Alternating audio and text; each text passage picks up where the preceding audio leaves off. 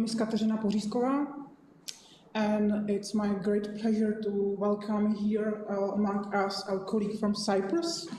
So we moved to Cyprus. Androulla Athanasiou. She deals with English for medical purposes, and her interest lies in such kind of attractive methodologies, for example, collaborative learning or task-based learning, computer-assisted learning language, and so on. So we are very looking forward to this paper. It looks great, and just now I will pass the floor to Androulla. Hello, everybody. I hope you can hear me clearly. Yes. It's such a pity that I'm not there to meet you in person, but the situation did not allow us this time. Hopefully, next time I'll be there to meet you in person. Okay, so I work at the Language Center at the Cyprus University of Technology. And today, my presentation is entitled Language Centers at a Crossroads. Okay, so let's get started. Success in today's fast-changing professional and business world depends upon the ability to keep one's knowledge and skills up to date. So owing to the critical role of English in the professional and business world, the attainment and maintenance of high level of competence in English can be a key factor for job security and advancement. So in considering the future of language centers, the most critical issue could be their language teaching mission. Given the universal lingua franca status in the majority of international professional situations, the teaching of English is at the forefront of language centers in higher education. So the future of language centers worldwide depends on the teaching of English. This, however, raises the question of why should English be taught? The response is usually that English courses are almost always taught to meet a graduation requirement. So this presentation aims to discuss how this status quo can be challenged through the close collaboration of language centers and faculties by developing students' language skills through English for specific purposes courses, and to a greater extent by enhancing their autonomous learning skills. Okay, so this presentation is divided into two parts. A smaller part is the first part, in which I will be giving a brief review of the literature, and then I will focus more on the second part, in which I will be giving you an example of our ESP course in rehabilitation, how we designed it, and the activities we carried out with the aim of enhancing these learner autonomy. Okay, so let's start with a brief review of the literature. So the concept of lifelong learning is as old as this Chinese proverb, which clearly shows how important it is to teach a man to fish rather than giving him the fish to eat. It has been widely defined and discussed by scholars. So in formal settings such as schools, universities, learners are provided with cognitive skills, while successful learners can extend their non-cognitive skills outside the classroom in an informal setting, therefore engaging in autonomous learning. According to Dam, language learner autonomy is a pedagogical approach for lifelong learning, indicating how developing autonomy in learners can prepare them in becoming more flexible, in adapting in this ever-changing world. So the provision of such autonomous learning experience beyond the classroom can therefore be closely associated with lifelong learning. However good initial training is at a university, once students graduate, it is up to them to continue their professional development. If they do not do so within a year or two, they will certainly find themselves out of step with what is happening in their professional domain. Any longer than that, and they may find themselves in the sidelines or even out of a job. There is a need, therefore, for future professionals to develop their lifelong learning skills from the beginning of their undergraduate studies.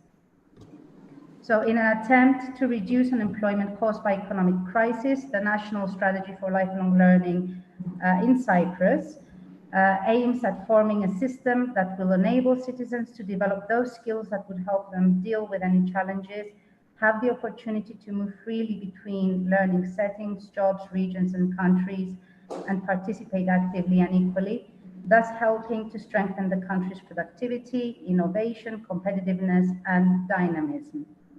So the vision of the Cyprus for Lifelong Learning initiative is for the strategy to be implemented in learning at all levels. Okay, I think I've forgotten to put this in slideshow. Sorry, apologies. Can you see my screen? Yes, okay? it's okay. Yes. Okay, sorry. Therefore, there is a need for higher education to equip prospective employees with those skills that would enable them to engage in lifelong learning and become more competitive and employable.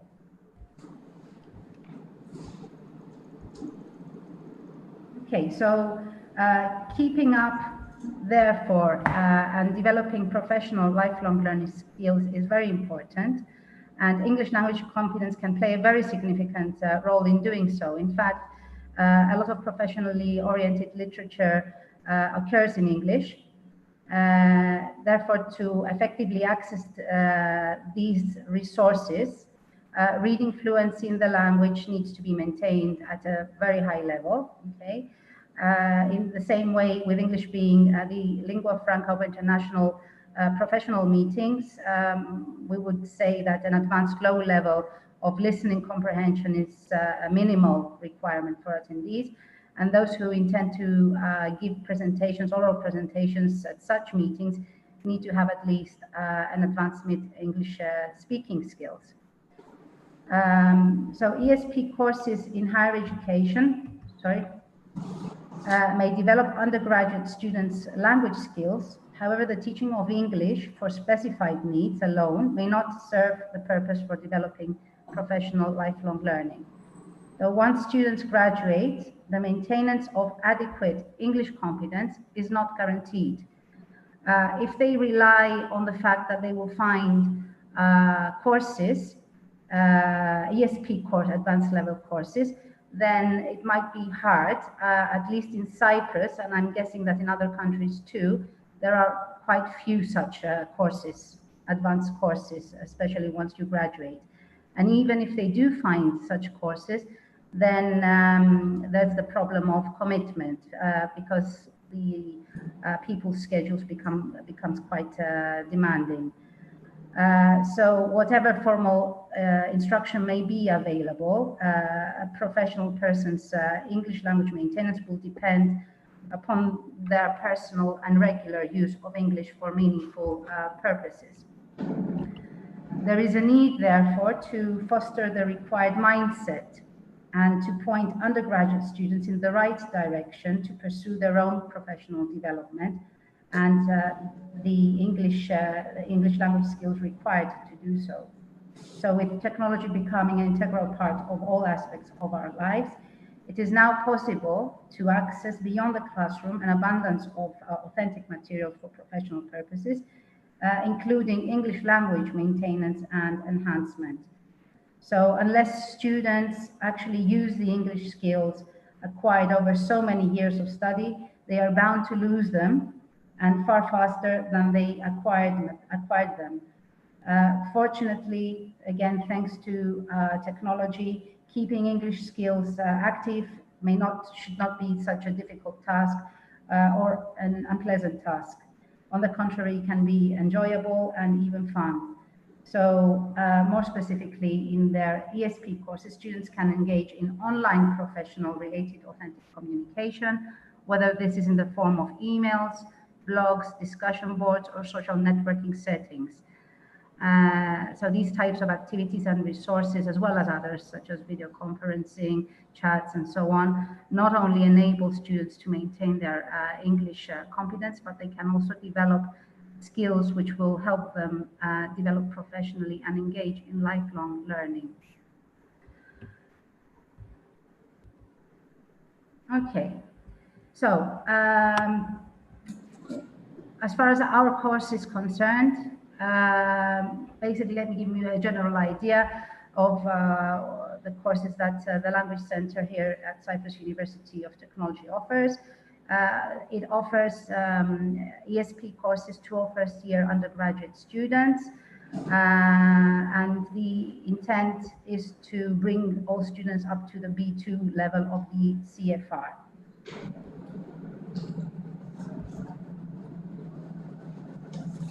So the most effective way to enhance and maintain their English language skills is to regularly and intentionally apply them to their ongoing lifelong professional development. To the extent that students maintain their motivation and good intentions, they can individually pursue their professional development by using resources which would inevitably be mainly in English.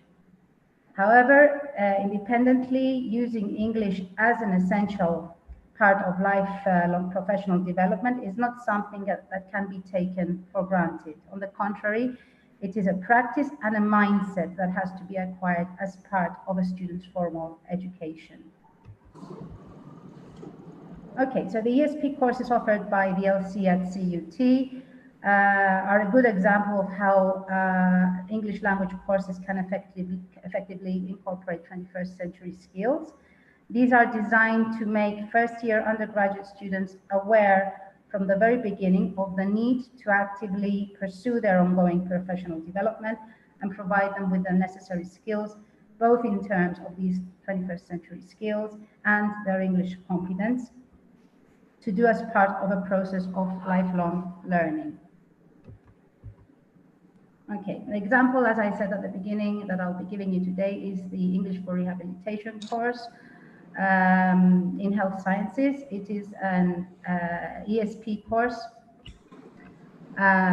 realized in conjunction with subject area experts, specifically faculty members of the Department of Rehabilitation Sciences. It is a 2-semester compulsory subject for first-year students majoring in speech and language therapy, a health faculty discipline.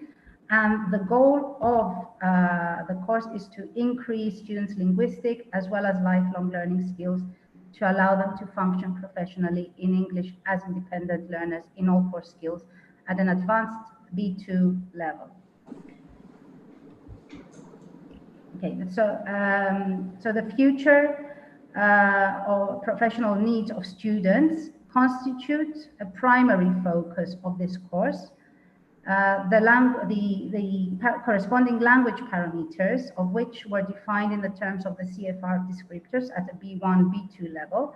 These descriptors were then implemented as activities which aimed at developing students' lifelong learning skills. In so doing, the course embodies the principles of learning through socio-collaborative interaction for both instructors and students. Subject area content derives from an introductory course, which is taught in Greek, which is the medium, the language medium here at the university. It derives from this introductory course by colleagues in the Department of Rehabilitation Sciences and restructured by language instructors to focus on the interactive use of the L2 English vocabulary and grammatical structures. Not only the design, but also its implementation has involved the ongoing contribution of academic faculty members.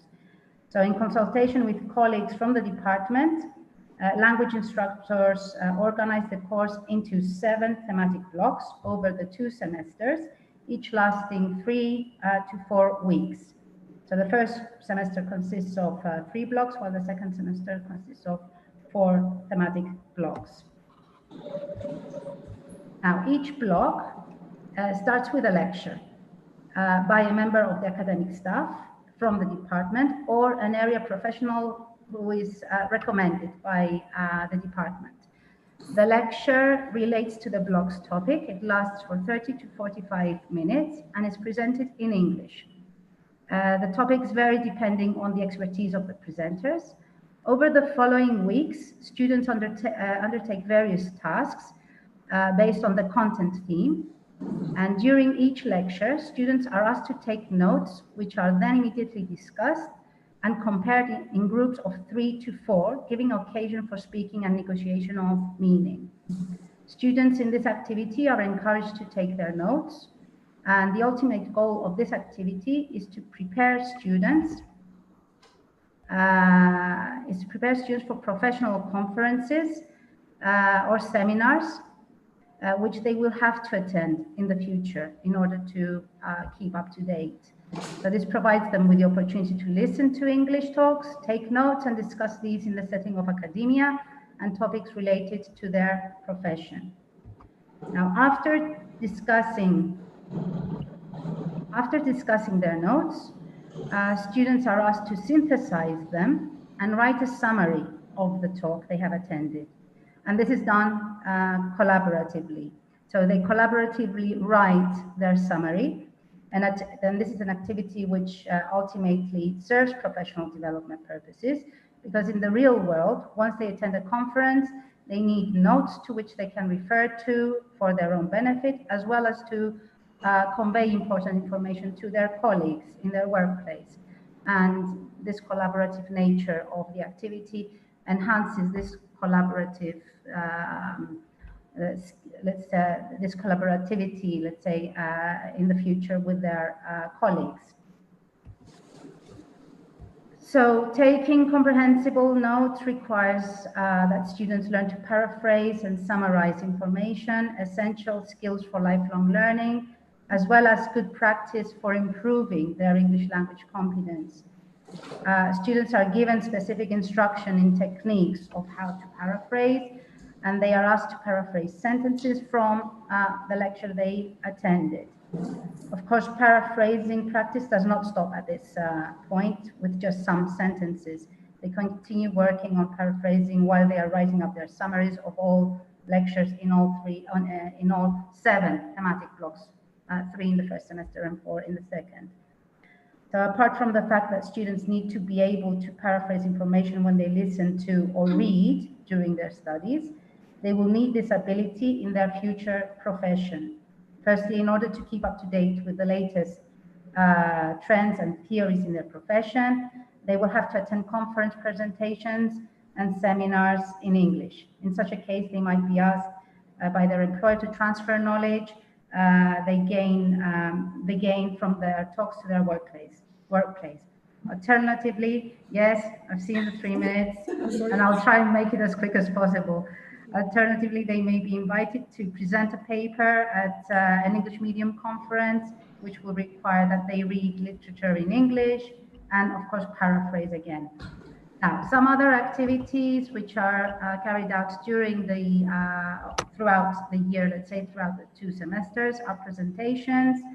So we guide them as to how to prepare and give oral presentations. And again, this would help them in their future with conference, seminar, work-related presentations. For their midterm project, they have to visit the University Rehabilitation Clinic, where they have to observe cases, interview the people in charge, usually faculty members and 4th-year students, write a report, and then present what they have observed. Again, this would help them again with their future profession, with client visits, observing their clients, their patients, presenting their results, and in conferences, seminars, and to their colleagues. Okay. Another activity is we get them to evaluate websites and to critically evaluate websites, and that's very important for them in the future when they're finding information for job-related purposes, and especially online. Another activity is critical writing. This is again another important activity because, and they do it collaboratively, And we believe that it is important because in the future, whatever they read, whatever they listen to, they will have to be critical about it. Another important activity is argumentative writing. We give them guidance as to what argumentative writing involves and some guidelines. They are given a title based on a topic which was covered in one of the blogs, and some further reading, and they are asked to write a short argumentative paragraph on a subject, on a topic, and they need this argumentative writing skill, not only for their studies, but also for their future profession, especially if they plan to publish. And one final activity that we give them is the e-portfolio, electronic portfolio, in which they have to compile electronically all their coursework. And this helps them to reflect, to see how they have improved during the 2 semesters.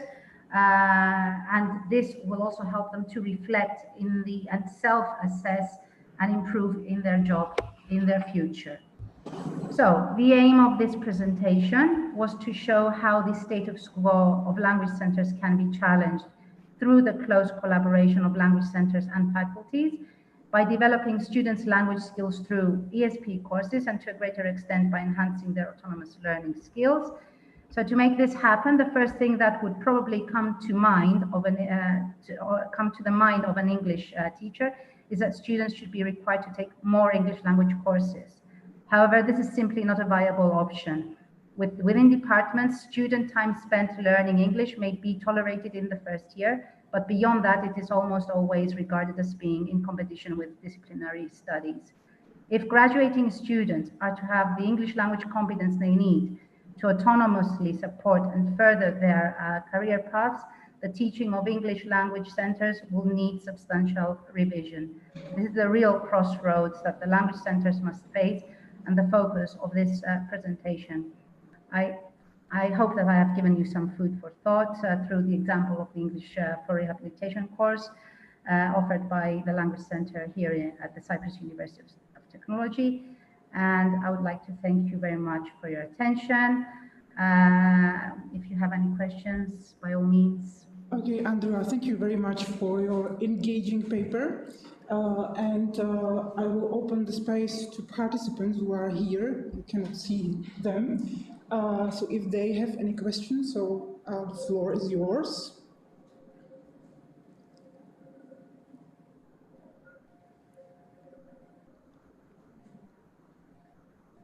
So maybe, yes. Yes. I can ask a question.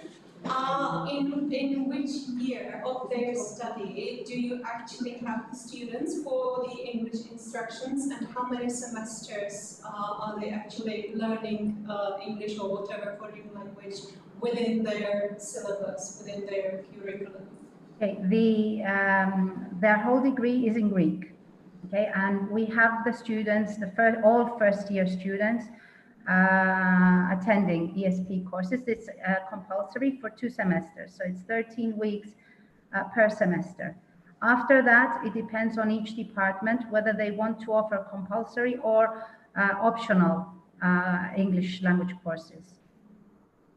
So not all departments choose to have English in their program. So it's very similar in here. Yeah, so basically you can't do very much within 2 semesters.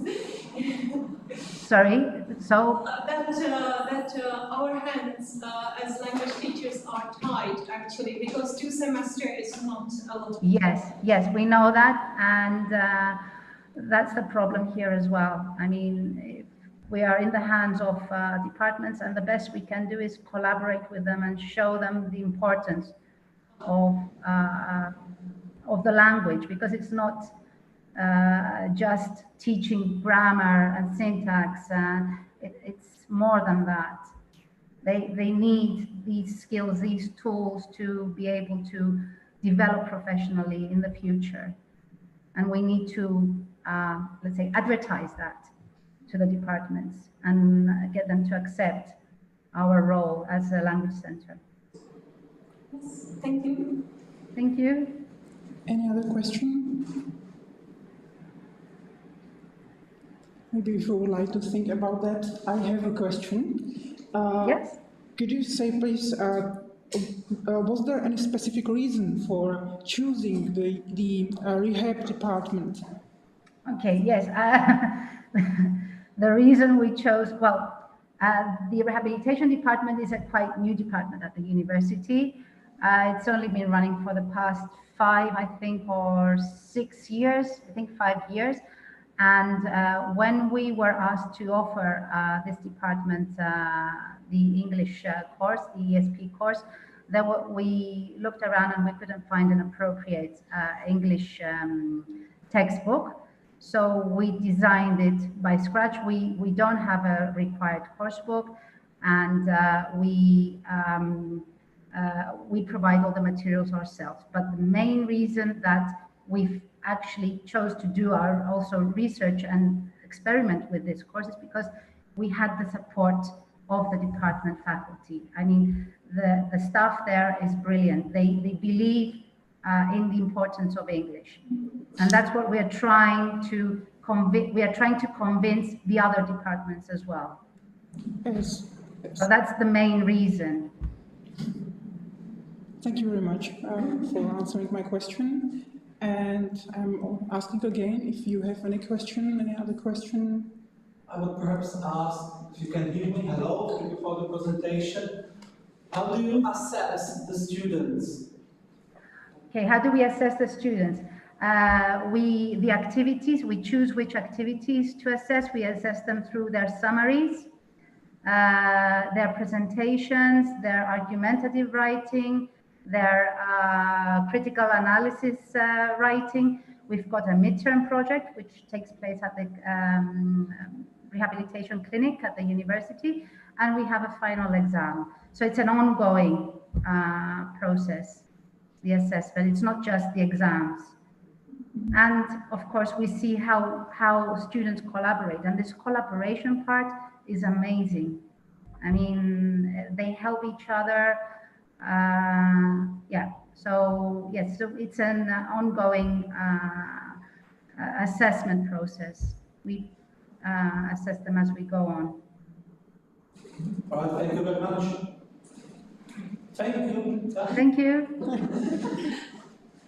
So, any other question? So, I have second question for you. It focuses on academic writing on the area. You mentioned it in your presentation. And because you deal with computer-assisted language learning, so could you specify something more about how you teach students this area? Do you use any online or offline tool? My direction is to the corpus linguistics. If you have any experience with that, with the tools of corpus linguistics in this area. No, we don't include any corpus in our course. If I understand well, because I couldn't hear very clearly, you were asking me about the technologies. Yes, about the strategy, how you teach academic writing this area. Sorry, can you repeat that? How you teach strategy of teaching the area of academic writing. If you use any online tool. Okay.